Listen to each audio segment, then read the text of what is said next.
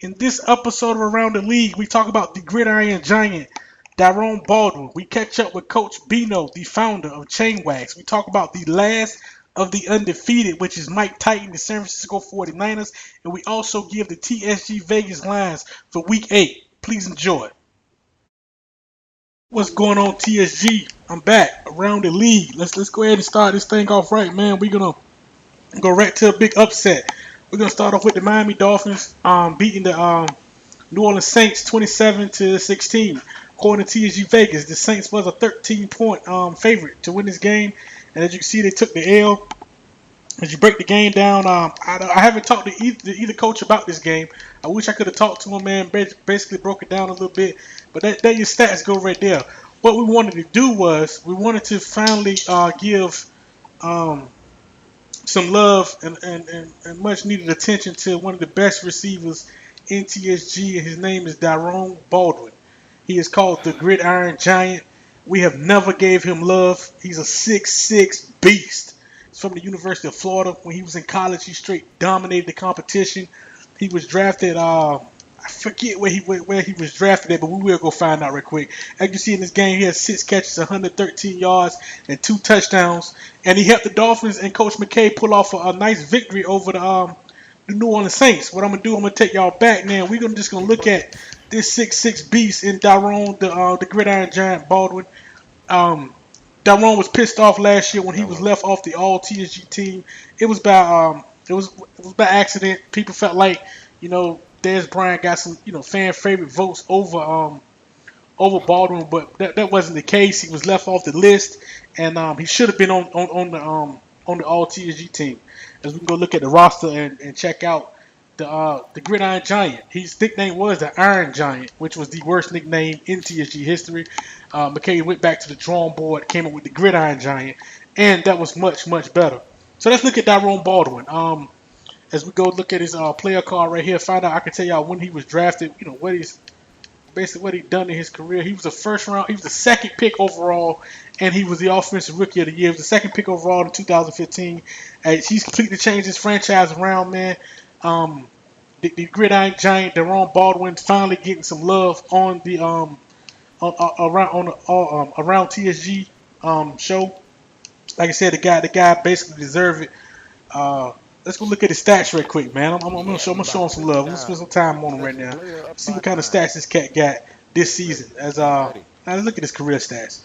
It's a little bit better, man, because this dude I've been avoiding this cat for a long time, and when he go out there, and Coach Cap basically said, "Hey, man, I just had no answer for the Gridiron Giant." So look at his career stats: 195 catches, 3,288 yards, and 35 touchdowns. In 39 games, so he's almost averaging a touchdown every game he plays. Straight up beast, man. So, start around the league off. Talk about Daron, the Gridiron Giant Baldwin. Big win for you, McKay. I just want to do this for you because it's been long overdue, man. All right, we can go. All right, for the next segment, we're going to be talking about Coach Bino and his Carolina Panthers. We caught Bino on a late night party as he was playing the Tampa Bay Buccaneers. First time we have talked to Coach Bino all season. And we just want to know what was going through his head, man. This Madden 15, the guy went, all the way up to the NFC Championship game. I think he only lost by 3 points. That close to the Super Bowl. And now he's back kind of struggling. So we just had a few questions to ask him. I asked Coach Bino what's going on. And he basically didn't really have an answer, man. He just can't figure out why, his team is struggling to perform at that level where they was performing at when he went to the NFC Championship game. He did, we asked him about the Chain Wax, and he had this to say. He said, "I am the founder of Team Chain Wax." He said if Cap want to come in and say he the leader, president, the coach, vice president, the treasurer, the secretary, he can have all that. Bino said he's the founder of Team Chain Wax. So that's straight out of Coach Bino's mouth. He said if Cap want to claim everything else, he can claim it. We asked Coach Bino, we was like, "Man, why you lead Group Me?" And he said because he couldn't talk trash, Said he'd been getting beat down, so he couldn't talk trash. He just said, "I'm just going to leave here, win some games, and then I guess he's going to come back and talk trash." As in another video I did around the Oakland Royce Cook, as the cornerback position was a weakness for him, and in the division with Frame and Cap, I guess he finally felt the need to pull the trigger and go out there and get a cornerback. He lands the 5'11", 2-year pro from the U, and he comes in to be his number one cornerback. As you look at his numbers right there, decent numbers. The guy can the guy can flat out play, man. We wish he came from the Oakland Raiders. We wish when we talk, we wish each other luck, sending superstars, swapping superstars, man. And really want to see. I really want to see this cat succeed because I drafted this dude. I remember my man Chubb said when he drafted a player, he almost feel like that's his baby. This was my first draft pick. All these stats, that was me. You know what I'm saying? All that's me, man. So I'm gonna really be following this dude's career over here, and I wish him nothing but luck over here in Carolina. That one touchdown was against Coach Blizz and his Baltimore Ravens. So we just want to we caught up with Coach Bino. That's what he had to say. Do we got any awards? No awards. He was drafted with 13th pick in the 2015 draft. DeVaris Cook now Carolina Panther. It was good catching up with your Coach Bino. All right. So last week we came to y'all. We showed y'all 3 undefeated teams, and boom, teams fell. The Saints fell to the Dolphins. The Bengals fell to the Vikings. And now the San Francisco 49ers are the only undefeated team left in TSG at 6-0. So what we're gonna do, since they're the last undefeated team, let's go look at their schedule and see how far can they take this, man. It's 19-0.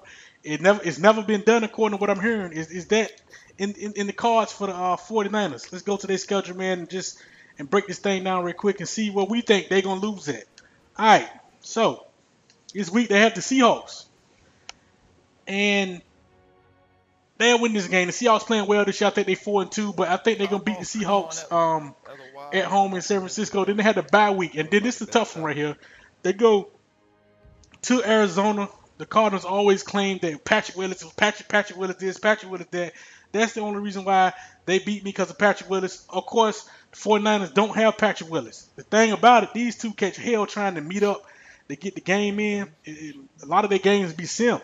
So this one right here, we gonna say if this game is not laggy, and one man don't lag the other one, we're gonna say the 49ers gonna win here, and they go to the 49ers and they gonna win there, and then they go into the Seahawks, they gonna win there. They're going Redskins. This is the game where I say the undefeated streak ends. It's at home against the Vikings, but this game is a heated rivalry. The NFC Championship game, a lot of controversy went down in that game. I think the Minnesota Vikings, who's on fire with, I think, 3 consecutive shutouts. I think they haven't let up a point in 3 games, which is very impressive. I say they go 11-0, and then week 13 they're gonna lose to the Minnesota Vikings. As we look at the rest of their schedule, the Rams, the Saints, the Cardinals, the Titans, we can see 14-2, 15-1 in the books. But my guess is the Vikings are gonna wear the undefeated streak gonna end. Anyway, congratulations to you, Versa, Mike Titan, for being the last undefeated team in TSG. All right, we are back, and we take y'all to the New York Giants in a sad situation. Colin Kaepernick was busted for performance-enhancing drugs. He's been suspended for the season. A once promising career Super Bowl winner in season 1 is now just out of control. They said it's performance-enhancing drugs because he was trying to get his game back. As you know the story, got traded to Cincinnati, got traded to Pittsburgh, released by Pittsburgh, signed by Pittsburgh, and basically a drop trade. Ended up with the Giants, and he went on the field for a game, and then the results of his test came back, and he's dirty. Steroids, HGH, he's using some of everything, and he's suspended for the whole season. Colin Kaepernick, like I said, once promised career, is in shambles right now. As you see, he has a 1-year deal with the Giants. They got one chance to sign him back. He might be a free agent after the season. The Giants might keep him. We don't know, but we do know he's suspended for the rest of the season. Also, in Jacksonville, one of their defensive linemen has been suspended. I don't know which one it is. One of these motherfuckers was suspended for a game for conduct detrimental to the league, to the team. I'm sorry. Jacksonville had to sit him down. We don't know exactly which one it was, but being that they all are bums, it really don't matter. But they was suspended the game for conduct detrimental to the league. And in this segment, we also going to take y'all to a game that happened last week, and it was rather I ain't gonna say an upset, but it kind of